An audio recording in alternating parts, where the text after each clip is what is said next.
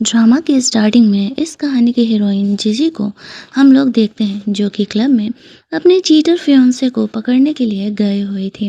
उन दोनों की जल्दी ही शादी होने वाली थी, लेकिन जिजी ऐसी इमोशनल गर्ल नहीं थी। जब उसे पता चलता है उसका फियांसे उसे धोखा दे रहा है तो जा करके उनका वीडियो बना लेती है और कहती है, अफसोस, तुमने मुझे चीट करके गलत किया। मैंने तुम्हारे इस वीडियो को लाइव कर दिया है और तो तुम गए ही समझो। उसका फियांसे कहता है, तुम्हारे पेरेंट तुम्हें नहीं छोड़ेंगे। जीजी कहती है, अफसोस, तुम्हें इस बात की फिक्र करने की ज़रूरत नहीं है। अपने चीटर फियांसे को वो सबक सिखा कर लौट रही थी। उसका फियांसे यहाँ पर उस पर अटैक करने के लिए आता है। तब इस कहानी का हीरो यहाँ ना करके जीजी को सेव कर लेता है। यान यहाँ पर जीजी को ऑफर करता है उससे कॉन्ट्रैक्ट मैरिज करने के लिए। जीजी उसकी शर्तों को सुन करके और उसकी तरफ से मिलने वाले कंपनसेशन को सुन करके उससे शादी करने के लिए तैयार हो जाती है, जहाँ पर कि यान को अपनी फैमिली को हैंडल करने के लिए जीजी से शादी करना था। जीजी के इस मस्त टेक्निक को देख करके वो समझ जाता है कि वो उसके बदमाश फैमिली वालों को संभाल लेगी। अगले दिन वो जाकर के शादी का सर्टिफिकेट ले लेते हैं। यान जीजी को उसके घर छोड़ने के लिए जाता है।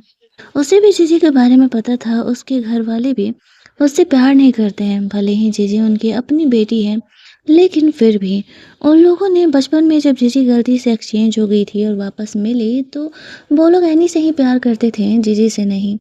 जीजी अपने घर वालों को संभालने के लिए जाती है। घर पर उसके घर वाले यानी कि उसका भाई, उसकी बहन, दोनों ही जीजी से बहस कर रहे थे कि वो कल वाला ड्रामा ऐसे कैसे कर सकती है। उसके फियांसे की जो उसने कल पिटाई की उस वजह से उसके फादर को बहुत ही ज़्यादा लॉस हो रहा है। और यहाँ पर ज़िज़ी कहती है, तो ठीक है, तुम लोगों ने शादी अरेंज की थी, तुम लोग समझो क्या करना है, मैं तो चली। ज़िज़ी यहाँ पर अपना सामान पैक करके निकलने लगती है। उसके पेरेंट उस पर गुस्सा करते हुए कहते हैं कि अगर उसकी यही हरकतें रही तो फिर वो लोग उससे अपना रिश्ता नाता तोड़ लेंगे। ज़िज़ी हंसते हुए कहती है, हाँ बिल्कुल, वैसे भी मुझे इस झूठी फैमिली की बिल्कुल भी ज़रूरत नहीं है। उसकी फैमिली को तो लगता है कि जीजी यहाँ से निकल करके कहाँ जाएगी। उसके पास ना तो पैसे हैं और ना ही कोई जान पहचान जो कि उसके यहाँ वो जा करके स्टे भी कर सके। जीजी वहाँ से निकलती है। यान जीजी को लेने के लिए आया हुआ था। वो उसे अपने घर लेकर के जाता है। उसका घर बहुत ही खूबसूरत था। दोनों अंदर जाते हैं। सेटल होने के बाद जीजी यान से कुछ बात करने के लिए जाती है। यान अभी नहा करके आया हुआ था। वो यान के मस्त ऐप देख करके उसे थोड़ा सा छेड़ने लगती है। यान यहाँ पर आकर के जीजी से बोलता है कि एक्चुअल में मैं यहाँ पर तुम्हें कुछ कॉन्ट्रैक्ट दे देता हूँ साइन करने के लिए, जिन्हें तुम अच्छे से पढ़ करके साइन कर देना। हम दोनों अगले 1 साल के लिए एक दूसरे के साथ कॉन्ट्रैक्ट रिलेशन में रहने वाले हैं। साइन करने के बाद अगले दिन जीजी यान की फैमिली से मिलने के लिए जाती है, जहाँ पर कि उसके फादर तो अपने थे लेकिन उसकी मॉम उसके स्टेप मदर थी, जो कि उसके बेटे गो को कंपनी का पोजीशन देना चाहती थी। यान जीजी को वहाँ लेकर के जाता है। उसके फैमिली वाले जीजी को पसंद नहीं करते हैं, ये कहते हुए, हमें जीजी का बैकग्राउंड सब कुछ पता है और जीजी हमारे घर की बहू नहीं बन सकती है। जीजी कहती है, अच्छा, जब आप मिस्ट्रेस होकर के इस घर की बहू हो सकती हो तो फिर मैं तो आपसे कई गुना ज़्यादा बेहतर हूँ ना। उसके फादर यान की शादी किसी और से कराना चाहते थे, लेकिन जीजी अपना पार्ट बहुत ही अच्छे तरीके से प्ले करती है। उसके फैमिली वालों को सबक सिखाती है। वो लोग जीजी से और भी ज़्यादा चिढ़ जाते हैं, लेकिन यान यहाँ पर उनकी बातों का ध्यान नहीं देता है। वो जीजी का सपोर्ट करता है। कहता है, एक बार बस मैं जीजी से आप लोगों को मिलने के लिए लेकर के आया था और अब बात ख़त्म। इसके बाद हम इस घर में नहीं आएंगे। ये कह के वो जीजी को वहाँ से लेके जाने लगता है। दोनों वहाँ से निकलते हैं और दोनों बहुत ही ज़्यादा खुश थे साथ में। घर जाकर के जीजी यान से पूछती है, तो मेरा परफॉर्मेंस कैसा रहा? यान कहता है, बिल्कुल सही था। अब वो दोनों रियल कपल तो थे नहीं, तो दोनों अलग कमरों में सोने वाले थे। दैट्स वाई यान यहाँ पर जीजी को अपने कमरे में सोने जाने के लिए बोलता है। जीजी थोड़ी देर बाद यान से कुछ बात करने जाती है तो देखती है कि यान की तबीयत खराब है। उसके पेट में दर्द है। वो रेगुलरली खाना नहीं खाता था, इस वजह से वो उसका ख्याल करने के लिए जाती है। वो डॉक्टर को फ़ोन करने वाली थी, लेकिन यान उसे मना कर देता है और वो जीजी को सिर्फ एक गिलास पानी लेकर के आने के लिए बोलता है। जीजी यान के लिए पानी लेकर के आती है। वो उसका पेट पर मसाज करने लगती है जिससे कि उससे रिलैक्स हो सके। लेकिन यान जीजी को अपने कमरे में जाकर के सोने के लिए बोलता है। जीजी इतनी क्लोज थी कि वो बहुत ही ऑकवर्ड फील कर रहा था। जीजी इस बात को समझ नहीं पाती है। वो कहती है वो कल से यान के खाने-पीने का ध्यान रखेगी और यान को रेगुलरली खाना खाना होगा, वरना उसका पेट इसी तरीके से दुखते रहेगा। यान का उसकी माँ के गुज़रने के बाद कभी किसी ने इस तरीके से ख़्याल नहीं रखा। इसी वजह से वो जीजे के इस बिहेवियर से थोड़ा खुश होता है। लेकिन अगली ही सुबह यान की कज़न सिस्टर लिली यहाँ पर आती है। जैसे कि पता चला था कि उसने किसी से शादी कर ली है। ये दूसरे अंकल आंटी से बहन थी लिली और ये अच्छे बिहेव की थी। लिली को मिलने के लिए जीजी यहाँ पर आती है। लिली शुरुआत में जीजी को पसंद नहीं कर रही थी, लेकिन जीजी उसे झूठी कहानी बताती है। वो भी यान से शादी नहीं करना चाह रही थी, लेकिन यान ही उसके पीछे पड़ा हुआ था। जीजी शॉपिंग के लिए जा रही थी और लिली को अपने साथ चलने के लिए बोलती है। वैसे तो वो मना कर देती है, लेकिन जीजी के पीछे-पीछे उसे फ़ॉलो करते हुए जा रही थी। ये बात जीजी अच्छे तरीके से जानती है। फिर लास्ट में वो लिली के सामने जाती है और कहती है, "मुझे ढूँढने के लिए आई हो?" लिली कहती है, "नहीं, नहीं, बस हम तो कोइंसिडेंटली मिल गए यहाँ पर।" दोनों इधर-उधर की थोड़ी बातें करते हुए वहाँ से निकल रहे थे। एक लिली यहाँ पर आकर के लिली को ब्लेम लगाने लगती है कि लिली जो है उसके बॉयफ्रेंड को उससे छीनने की कोशिश कर रही है, उसे पटाने का कोशिश कर रही है। जीजी ये देख कर के लिली की तरफ से लड़ने के लिए जाती है और कहती है, "तुम्हें अपने बॉयफ्रेंड के बिहेवियर को कंट्रोल करना चाहिए। लिली ने तुम्हारे बॉयफ्रेंड को नहीं पटाया है, बल्कि तुम्हारा बॉयफ्रेंड खुद मेरी सिस्टर लिली के पीछे पड़ा हुआ।" वो लिली का इस तरीके से सपोर्ट कर रही थी कि लिली अब जीजी से फुल ऑन इम्प्रेस हो जाती है। जीजी उस लड़की को सबक सिखाती है। वो लड़की फिलहाल तो वहाँ से चली जाती है। जीजी के फाइटिंग स्किल की वजह से लिली यहाँ पर जीजी की काफ़ी अच्छी दोस्त बन जाती है। घर जाकर के दोनों मस्त बेस्ट फ्रेंड की तरह साथ में गेम वेम खेल रही थी। यान यहाँ पर आता है, उन दोनों को साथ में देख कर के सोच रहा था, ये इन दोनों की दोस्ती कब हो गई? आज ही तो ये दोनों मिले थे। जीजी ने यान के लिए अपने हाथों से नूडल्स बनाया था। जब वो उसे खाता है तो उसे सच में वो नूडल्स बहुत ज़्यादा ही पसंद आते हैं। उसकी बहन लिली के सामने यान और जीजी को दिखाना पड़ता है कि वो दोनों बहुत ज़्यादा ही क्लोज हैं। यान को उसकी बहन बताती है कि जीजी कह रही थी कि आप भाभी के पीछे पड़े थे, आप उसे बोल रहे थे शादी करने के लिए। अब जीजी ने तो ये झूठी बातें अपनी उसकी बहन को बताई थी। अब उसे डर था कि यान अगर सच एक्सेप्ट कर लेगा तो उसकी इज़्ज़त का कबाड़ा हो जाएगा। लेकिन यान कहता है कि नहीं, नहीं, जीजी सही कह रही है। तभी लिली को उसकी फ्रेंड का कॉल आता है और वो वहाँ से चली जाती है। अब जीजी ने इतने अच्छे से प्रॉब्लम सॉल्व किया था तो यान उसकी एक विश पूरा करना चाहता था। तो जीजी की ये विश थी कि ये मस्त-मस्त वाला एप्रन पहन करके उसके लिए खाना बनाएगा। ईहान बोलता है, "क्या ये एप्रन पहनना सच में ज़रूरी था?" जेसी कहती है कि हाँ, ज़रूरी तो था। फिर वो उसके लिए मस्त एप्रन पहन करके खाना बनाता है। उसकी फैमिली वालों को कॉल आया था। खाना खाते समय वो जीजी को कहता है, "हमें पार्टी में जाना होगा।" रेडी-वेडी हो करके ईहान और जीजी दोनों साथ में निकलते हैं। वो लोग एक पार्टी में जाते हैं जहाँ पर कि जीजी की फैमिली वाले भी आई हुई थी और यान के फैमिली वाले भी आए हुए थे। उसके स्टेप मदर जीजी को सबक सिखाने के लिए जानबूझ करके उसका ड्रेस खराब कर देती है। वेट्रेस जीजी को ड्रेस चेंज करने के लिए चलने बोलती है। बहाने से जीजी भी यान के स्टेप मदर के ऊपर वाइन गिरा देती है और कहती है, "क्यों ना हम साथ में चलते हैं ड्रेस चेंज करने के लिए।" अब उसकी माँ यहाँ पर मना नहीं कर सकती थी। दैट्स वाई जीजी के साथ जाती है। जीजी अपने कमरे में जाती है। जाने से पहले वो यान को मैसेज डाल दी थी। मैसेज जैसे ही यान को मिलता है, वो और लोगों को लेकर के ऊपर रेस्ट करने वाले एरिया में जाने लगता है। तभी जीजी वहाँ पर कमरे से बाहर निकलती है। झूठ-मूठ का रोने-धोने का एक्टिंग करते हुए कहती है, "देखो ना यहाँ पर मैं यहाँ पर आई थी, पता नहीं कौन मुझे परेशान करने के लिए आ गया। वो उस कमरे में गया हुआ है। अब जो यहाँ का होटल का ओनर था, वो कहता है ऐसा कैसे हो सकता है? मैंने सिक्योरिटी पूरी तरीके से टाइट की है, कोई ऐसा इंसान यहाँ पर आ ही नहीं सकता है। मैं भी देखता हूँ कि किसकी इतनी हिम्मत हो गई है।" जीजी ने उस आदमी को जानबूझ करके यान के स्टेप मदर के कमरे में भेजा था। अब वो लोग उस कमरे में देखने के लिए जाते हैं, जहाँ पर कि वो इंसान उसकी स्टेप मदर के साथ रोमांस करने का कोशिश कर रहा था और वो खुद को सेव कर रही थी। उसके डैड भी यहाँ पर आते हैं, सारा ब्लेम उस जीजी पर डाल देती है। लेकिन जीजी कहती है, "मैं तो खुद ही यहाँ पर विक्टिम हूँ, मैं भला ऐसे कैसे कर सकती हूँ?" ऑनर का कहना था कि कोई भी सस्पिशियस इंसान यहाँ आ ही नहीं सकता है। ध्यान से देखने पर पता चलता है कि ये इंसान जो है वो उसी के डैड का बॉडीगार्ड है। अब जीजी ये ब्लेम लगाती है कि उसकी वाइफ और उसके बॉडीगार्ड के बीच में अफेयर चल रहा है। गार्ड का भी कुछ यही करना था खुद को बचाने के लिए। उसके डैड गुस्सा होकर के पार्टी से चले जाते हैं क्योंकि उनकी काफ़ी बेइज्जती हो रही थी। उसकी स्टेप मदर उसके पीछे-पीछे जाती है। वहाँ से बाहर निकलने के बाद जीजी यान से कहती है, देखा मैंने इस प्रॉब्लम को कितने अच्छे तरीके से सॉल्व किया। यान जीजी से कहता है, ये बहुत ही रिस्की है, अगली बार से प्रॉब्लम हो तो मुझे बता देना। नीचे कुछ लड़के जीजी को ताड़ रहे थे तो यान उसे अपना ब्लेजर दे देता है और उसे वहां से लेके जाता है। ऐसा करते हुए जीजी का भाई उसे देख लेता है। अगले दिन वो उसे कॉल करता है कंफर्म करने के लिए। जीजी कहती है वो किसी के भी साथ है, उससे क्या, उसने उसकी फैमिली से रिश्ता नाता तोड़ लिया है। ये कह के वो फोन कट कर देती है। तभी वहां पर जीजी को लिली का फोन आता है और वो उसे अपने साथ बाहर घूमने के लिए चलने बोलती है।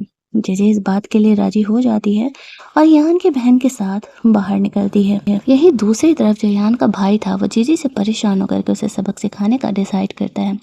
जीजी और लिली दोनों लौट ही रहे थे कि यान के भाई का एक दोस्त यहाँ पर आकर के लिली से बातें करने का, उससे फ्लर्ट करने का कोशिश करने लगता है। बीच में लिली यान को मैसेज डाल देती है कि ये इंसान जीजी को परेशान करने का कोशिश कर रहा है। अब यहाँ पर जीजी जो है उसे सबक सिखाती है और फिलहाल उसे कहती है कि बस में इंटरेस्टेड नहीं है, बेहतर होगा कि वो वहाँ से चली जाए। ऐसा कहते हुए वो इंसान वहां से चले जाता है।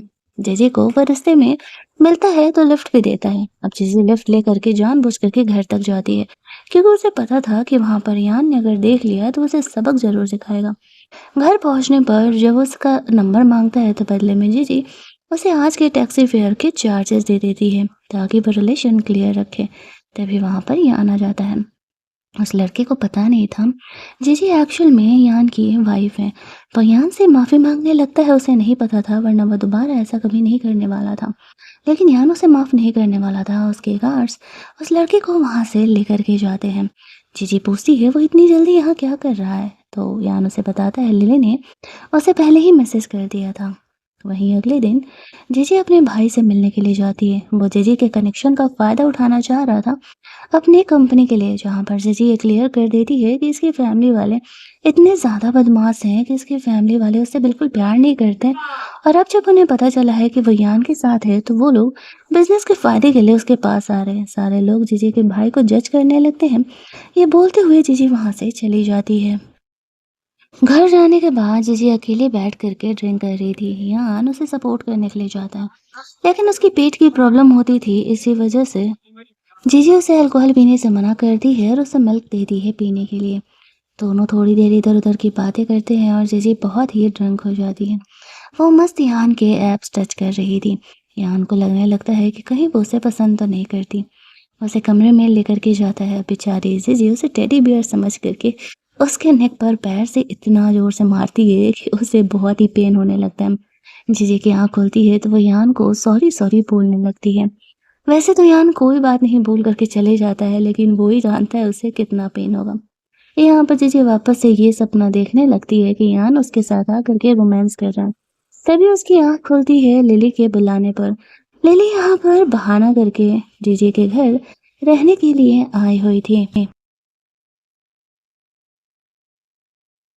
नेक्स्ट डे जब जीजी ब्रेकफास्ट कर रही थी तो लिली उससे बात कर रही थी। बातों बातों में उसे पता चलता है यान और जीजी के बीच तो कोई रोमांस है ही नहीं, दोनों अलग कमरों में सोते हैं। अब उसकी मॉम यानी कि यान की आंटी को उसे इन्फॉर्मेशन पहुंचाना था। जीजी गलत नहीं समझने देना चाहती थी, इसी वजह से बातों को घुमा फिरा करके लिली को बताती है कि ऐसा नहीं है, कल रात ही तो दोनों एक कमरे में सोए थे। अब उस कमरे में क्या हुआ था ये तो जीजी और यान ही जानते हैं। वहीं दूसरी तरफ लंच टाइम पे जीजी जानबूझ करके यान के लिए लंच लेकर के जाती है। लिली उनके पीछे-पीछे जाती है। यान को उसने पहले ही मैसेज कर दिया था। उसकी बहन को डाउट हो रहा है कि वो दोनों रियल कपल नहीं है। जीजी यान के लिए लंच लेकर के जाती है। गर्दन में बेचारे के दर्द था। जीजी लवी-डवी कपल है ये दिखाने के लिए यान को अपने हाथों से खिलाने लगती है और वो जेन्युइनली यान का केयर करने लगी थी। लिली को ये चीज़ दिखता है, उसे फ़ोन आता है, वो फ़ोन के बहाने बाहर निकल जाती है। बाहर जाने पे जीजी यान को मसाज दे रही थी और सारी बातें बता रही थी कि एक्चुअल में लिली ने उसे क्या कुछ बोला है और उसे डाउट है कि कहीं यान और जीजी का कोई ये फेक कपल वाला मैटर तो नहीं है। यान कहता है अगर ऐसा है तो उसकी आंटी को भी ये बात पता चल जाएगा और वह ऐसा बिल्कुल नहीं चाह रहा है। तब उन्हें सच में एक दूसरे को किस करना पड़ेगा, भले ही दिखाने के लिए। लिली उनकी बातों को सुन कर के समझने का कोशिश कर रही थी, लेकिन वो समझ नहीं पाती है। यान और जीजी दोनों एक दूसरे को कहते हैं, लेकिन उन्होंने पहले कभी किस नहीं किया। यान कहता है ठीक है, वो इस बात का ध्यान रखेगा। ऑफिस से निकल कर के दोनों घर जाते हैं, जहाँ पर कि यान जीजी दोनों डांस कर रहे थे। उसकी बहन उन दोनों पे नजर रखी थी। दोनों एक दूसरे को फर्स्ट टाइम किस करते हैं। किस करने में वो दोनों इतने खो जाते हैं कि उन्हें पता ही नहीं चलता कि वो दोनों एक्टिंग कर रहे हैं और दोनों को ज़्यादा ही एंजॉय करने लगते हैं। जब लिली को ये बातें कंफर्म होती हैं कि नहीं, दोनों रियल कपल है, एक दूसरे से इतना ज़्यादा प्यार जता रहे हैं, तो वो उन दोनों को छोड़ कर के वहाँ से खिसक लेती है। अब यहाँ पर दोनों बहुत ही ऑकवर्ड हो जाते हैं और बोलने लगते हैं कि आई थिंक कि हमें हमारे कमरे में आराम करने के लिए जाना चाहिए। जीजी अपने कमरे में जाकर के बहुत ही ज़्यादा शाय फ़ील कर रही थी। तभी थोड़ी ही देर में यान जीजी के कमरे में वाइन लेकर के आता है, साथ में ड्रिंक करने के लिए बोलता है। दोनों बैठ कर के ड्रिंक कर रहे थे। वो जीजी के बारे में उसकी स्टोरी जानना चाह रहा था। जीजी अपने बारे में उसे बहुत सारी बातें बताती है, किस तरीके से वो बचपन में एक्सचेंज हो चुकी थी, लेकिन उसकी फैमिली ने कभी उससे प्यार नहीं किया और वो अपनी अडॉप्टेड सिस्टर के लिए नूडल शॉप खोलना चाहती है, जो कि ये अभी इस दुनिया में नहीं है और उसकी सिस्टर का ये सपना था। यान जीजी के इन सारी बातों को ध्यान से सुन रहा था और उसका ये फर्ज बनता है कि वो जीजी के इन सपनों में उसे सपोर्ट करे। वो जीजी को कमरे में लेकर के जाता है ताकि वो रेस्ट कर सके। अगली सुबह उसकी नींद खुलती है यान के फैमिली के कॉल से। उसकी दादी ने जीजी को मिलने के लिए बुलाया था। जीजी सोचती है शायद अब असली जंग करने का वक्त आ चुका है। वो उसकी दादी से मिलने के लिए जाती है। वो बहुत ही खड़ूस औरत थी और ऑब्वियसली जीजी को नहीं पसंद कर रही थी, लेकिन जीजी को इन बातों से घंटा फ़र्क नहीं पड़ने वाला था। उसकी स्टेप-मदर यहाँ पे जीजी के लिए चीज़ें मुश्किल करने का कोशिश करती है। वहीं दूसरी तरफ ईयान को पता चलता है कि जीजी को उसके घर वाले बुला कर के लेके गए हैं, तो वो जीजी को सेव करने के लिए घर पहुँचता है, जहाँ पर कि उसकी स्टेप-मदर को जीजी यहाँ पर अच्छे से सबक सिखाती है। दोनों में लड़ाई होने की वजह से वो बेचारी तो एक्स्ट्रा गुस्सा होने की वजह से बेहोश ही हो जाती है।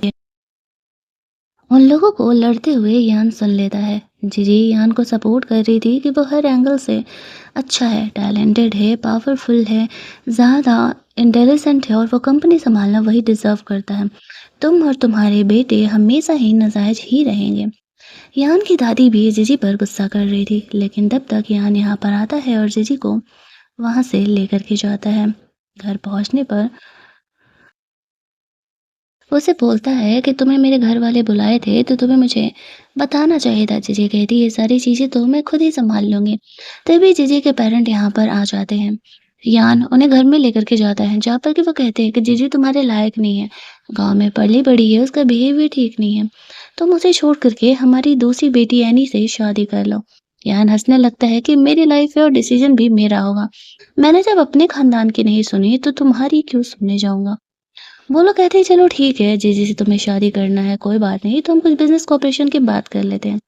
तभी जीजी बीच में आती है और कहती है अभी कुछ दिन पहले ही तो मैंने तुम लोगों से अपना सारा रिश्ता नाता तोड़ लिया है। बेहतर होगा कि तुम लोग यहाँ पर मुझे परेशान मत करो। अयान की तरफ से तुम्हें कोई बिज़नेस का फ़ायदा नहीं मिलने वाला है। घर की नौकरानी जो थी वो जीजी के माँ-बाप को वहाँ से लेकर के जाती है। जीजी बेचारी रोते-रोते सो गई थी अपने फैमिली वालों के वजह से। अगली सुबह लिली जीजी को बाहर शॉपिंग कराने के लिए लेकर के जाती है। बाहर जाने पर वो देखती है कि एनी यान के भाई को पटाई हुई है और वो दोनों ऐसे लवी डबी कपल हैं कि शादी वादी करने का भी प्लान कर रहे हैं। एनी आकर के शो ऑफ करने लगती है कि गू जो है यान से ज़्यादा पावरफुल है। जब वो यान का इंसल्ट कर रही थी तो जीजी उसे थप्पड़ मार देती है। गू यहाँ पर आता है और वो जीजी से बहस करने लगता है, लेकिन जीजी को फाइटिंग बहुत ही अच्छे तरीके से आती थी और वो उसे भी सबक सिखाती है। वो उठ करके जब जीजी पर हाथ उठाने के लिए जाता है, तभी यान वहाँ पर आ जाता है। यान को लड़ते हुए देख करके जीजी फुल इम्प्रेस हो जाती है। वो घर जा कर के यान के बॉडी मसल चेक कर रही थी और पूछती है कि तुम रेगुलरली वर्कआउट करते हो क्या? तुम्हारे इतने अच्छे बॉडी मसल कैसे हैं? लिली सोचती है कि वो दोनों अब कोज़ी हो रहे हैं और उसे वहाँ से निकल ही जाना चाहिए। लिली के जाने के बाद जीजी सोचती है कि ये कर क्या रही है? कहीं उसे सच में यान से प्यार-व्यार तो नहीं हो गया? वो अपने कमरे में जा कर के यही सारी बातों के बारे में सोच रही थी। हमारी तरह शॉर्ट चाइनीज ड्रामा देख रही होती है जहाँ रोमांटिक सीन में वो खुद को और यान को इमेजिन कर रही थी। तभी यान से कुछ बात करने के लिए, उसे मिल्क ऑफर करने के लिए वो उसके कमरे में जाती है। वो अभी अभी नहा करके ही आया हुआ था। जीजी को ये बात नहीं पता था। वो उसे मिल्क ऑफर करती है, कुछ देर उसकी मस्त बॉडी को ताड़ती है और अपने कमरे में वापस लौट जाती है। यान को लगने लगा था कि जीजी सच में कहीं उसे पसंद तो नहीं करने लगी। अगले दिन जब जीजी यान के ऑफिस में जाती है तभी वहां पर उसे एक लड़की मिलती है। वो लड़की खुद को यान की बचपन की फ्रेंड बोल रही थी और बोलती है कि यान उससे जल्दी ही शादी करेगा। अगर वो फॉरेन में पढ़ाई नहीं कर रही होती तो जीजी का चांस ही नहीं आता। जीजी जानती थी कि ये झूठ बोल रही है। अगर यान को शादी करना होता तो ये लड़की को कब कब फॉरेन से बुला लिया होता। तभी वहाँ पर यान आ जाता है और यान यहाँ पर जब आता है तो जीजी उसे दिखाती है कि वो दोनों बहुत ही क्लोज हैं। वो लड़की यान और जीजी के बीच में आने का कोशिश करती है। यान उसे साफ तौर से क्लियर कर देता है, देख बहन, तो निकल जा, मुझे तेरे प्रोजेक्ट्स नहीं चाहिए। वो गुस्सा होते हुए वहाँ से चले जाता है। जीजी कहती है, यार तुम तो कुछ ज़्यादा ही फेमस हो लड़कियों के बीच में। मैंने एक्सपेक्ट नहीं किया था कि एक्चुअल में लड़कियाँ ऐसे तुम्हारे पीछे आएंगी। बात बात करने के बाद वो दोनों साथ में लंच करने के लिए जाते हैं, जहाँ पर कि लिली जीजी को एक वीडियो भेजती है जिसमें कि वो कुछ मेल मॉडल्स के साथ मस्ती कर रही है। उसमें जीजी नोटिस करती है अपनी सौतेली बहन एनी को। वो उसे किसी और लड़के के साथ देखती है तो वो समझ जाती है कि वो गू को चीट कर रही है और यान को लगता है कि जीजी दूसरे लड़कों को ताड़ रही है, तो वो जेलस होकर के उसे ऐसा नहीं करने के लिए बोलता है। लिली को फ़ोन करके घर तुरंत ही जाने के लिए बोलता है। जीजी के हाथ में ऐसा सबूत हाथ लगा था कि वो तो अब एनी को इस वीडियो के थ्रू अच्छा सबक सिखाने वाली थी। अगले दिन गो एनी को लेकर के अपने फैमिली मेंबर से मिलने के लिए गया हुआ था, जहाँ पर कि जीजी और यान को भी बुलाया गया था। जीजी वहाँ पर अकेले जाती है। एनी कहती, अरे तुम्हारा हस्बैंड यान कहाँ है? तो वो कहती है वो ऑफिस में बिजी है, आ जाएगा थोड़ी देर में। वैसे तुम्हें इतनी उसकी फिक्र क्यों हो रही है? वो कहती है, नहीं नहीं, हमें लगा जीजू साथ में होंगे तो अच्छी बात होगी। मैं और गो शादी का प्लान कर रहे हैं ना। वो यान की दादी को जाकर के गिफ्ट वगैरह देती है। जीजी कहती है, मेरे पास भी तुम्हारे लिए गिफ्ट है, ये वीडियो देखना चाहोगी? वो यहाँ पर एनी का वीडियो गो और उसके फैमिली वालों को दिखा देते, जहाँ पर कि एनी दूसरे लड़के को किस कर रही है इस वीडियो में। वो कहने लगती है कि नहीं नहीं, ये वीडियो फेक है जीजी, हम दोनों को अलग करने के लिए ऐसा कर रही है। लेकिन जाहिर सी बात है कि ये वीडियो ओरिजिनल था। गो उसे देख करके पहचान जाता है। वो गुस्सा आ जाता है। उसकी मोम कह रही है, मैंने कहा था कि एनी से शादी मत करो, ये लड़की अच्छी नहीं है, लेकिन तुम्हें समझ ही नहीं आता। अब यहाँ पर सारे लोग एनी से अपना रिश्ता तोड़ लेते हैं क्योंकि वो गो को चीट कर रही थी रिलेशनशिप में रहने के बाद। ये कांड होने के बाद यान की दादी जीजी को अपने स्टडी रूम में लेकर के जाती है।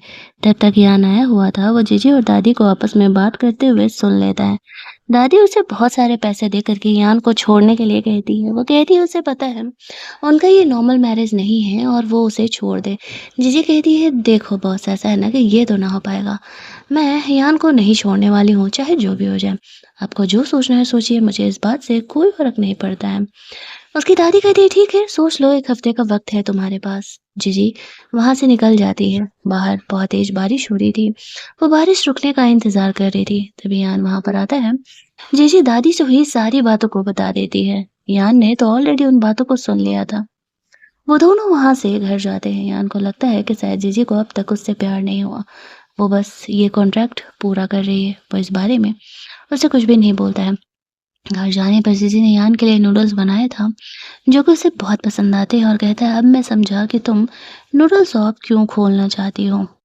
अगले दिन हम लोग देखते हैं कि यान की आंटी अचानक से अपने हस्बैंड से लड़ करके आ जाती है। जीजी और यान को अलग कमरे से निकलते हुए देख करके वो समझ जाती है कि उन दोनों के बीच कोई रोमांस नहीं है, या तो फिर दोनों के बीच लड़ाई हुआ है। वो जीजी से पूछ रही थी कि बेटा तू सच बता, मुझे ना यान से नहीं सुनना है। ऐसा तो नहीं है ना कि वो तुझे सेटिस्फाई नहीं कर पाता, या फिर तुम दोनों के बीच कोई लड़ाई झगड़े चल रहे हैं? जीजी कह रही, नहीं नहीं आंटी, ऐसा कुछ भी नहीं है। ये हम दोनों ने डिसाइड किया था कि एक दूसरे को स्पेस देने के लिए हम दोनों अलग कमरे में सोने वाले हैं। उसकी आंटी तो समझने लगती है कुछ न कुछ तो गड़बड़ है। न्यू कपल को तुरंत ही स्पेस चाहिए अलग कमरे में सोने के लिए। वो समझ जाती है कुछ न कुछ तो चल रहा है। अब अगले कुछ दिनों के लिए यान की आंटी यहीं रहने वाली थी। इट्स ऑब्वियस कि वो लोग यहाँ पर जीजी और यान को अलग कमरे में तो सोने नहीं देने वाले थे। मजबूरी में यान और जीजी को एक ही कमरे में सोना था। वो दोनों यहाँ पर बहुत ही ऑकवर्ड थे, लेकिन यान नीचे फ्लोर पर सो रहा होता है। यान की आंटी ने उन दोनों को इस्तेमाल करने के लिए बहुत सारे सामान दिए हुए थे। जीजी और यान उन चीज़ों को देख कर के बहुत ही ज़्यादा ऑकवर्ड फ़ील कर रहे थे, लेकिन जीजी यहाँ पर आंटी को पता नहीं लगने देना चाह रही थी कि उन दोनों के बीच ऐसा कुछ हुआ नहीं है। अगली मॉर्निंग जब दोनों के बीच एक्चुअल में कुछ रोमांटिक मोमेंट क्रिएट होते हैं, जैसे ही यान आगे बढ़ के सच में जीजी को किस करने वाला था, तभी उसकी आंटी उन्हें साथ में ब्रेकफ़ास्ट करने के लिए बुला लेती है। बेचारे के मूड का तो कबाड़ा ही हो जाता है।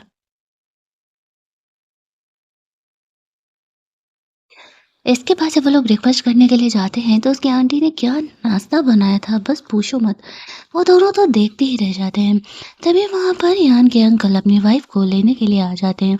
वो लड़ कर के यहाँ पर आई हुई थी। वो दोनों अलग लवी-डबी हो रहे थे और उन दोनों को यहाँ से जल्दी भेजने के लिए यान और जीजी को भी एक-दूसरे के बहुत ही क्लोज़ है, ये दिखाना पड़ता है। उसकी आंटी अपने हस्बैंड के साथ फ़िलहाल वहाँ से चली जाती हैं। शाम में वापस से जो जीजी थी, उसको लिली बुलाती है क्लब में पार्टी करने के लिए। जीजी वहाँ पर जाती है तो उसने बहुत सारे मेल मॉडल्स ऑर्डर किए थे। ये बात यान को पता चलता है, वो जीजी को लेने के लिए जाती है। ड्रंक कंडीशन में जीजी उसे मेल मॉडल समझ कर के बोलने लगती है, "अरे मेरा हस्बैंड बेकार है, मेरे साथ रोमांस ही नहीं करता है। हम दोनों कॉन्ट्रैक्ट कपल हैं।" तब थोड़ा-सा जीजी को होश आता है, वो देखती है वो यान की कंप्लेन यान से ही कर रही है। यान जीजी को वहाँ से लेकर के जाता है। अपनी बहन को कहता है, तुम्हें तो मैं पनिशमेंट बाद में लगाऊँगा। घर जाने पर जीजी बहुत ही ज़्यादा ड्रंक थी और वो यान को अपने साथ रोमांस करने के लिए बोलती है, लेकिन यान उसे मना करता है। ये सोचते हुए कि जीजी ड्रंक है और वो ऐसे सिचुएशन में उसका फ़ायदा नहीं उठा सकता है, लेकिन जीजी कहाँ ही सुनने वाली थी और वो दोनों फाइनली यहाँ पर इंटीमेट होते हैं।